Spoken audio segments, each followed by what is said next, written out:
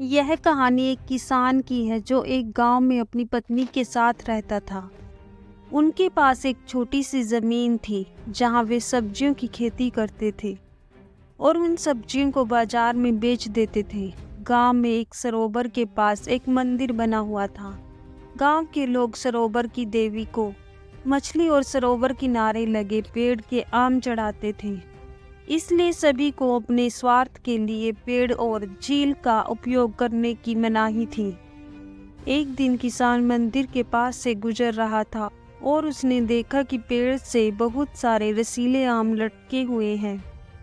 उसने चारों ओर देखा और पाया कि आसपास कोई नहीं था। यह अच्छा अवसर पाकर उसने जल्दी से पेड़ से एक आम तोड़ा और उसे धोने के लिए सरोवर के किनारे चला गया। जैसे ही वह सरोवर में गया उसने देखा कि कई मछलियां तैर रही हैं।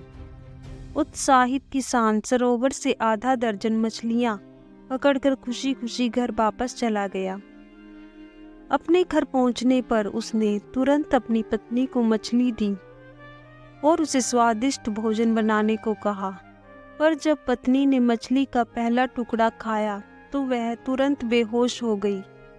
जैसे ही वह बेहोश हुई, पीछे से एक आवाज आई। आवाज ने किसान से कहा कि उसे उसके लालच की सजा मिली है। किसान ने अपनी गलती के लिए माफी मांगी और अपनी पत्नी को बचाने का अनुरोध किया। आवाज ने किसान को आदेश दिया कि मछली बनाने के लिए इस्तेमाल होने वाले सभी बर्तन उसी सरोवर में फेंक दे। उसने वैसा ही किया और इस तरह उसकी पत्नी फिर से उठ खड़ी हुई।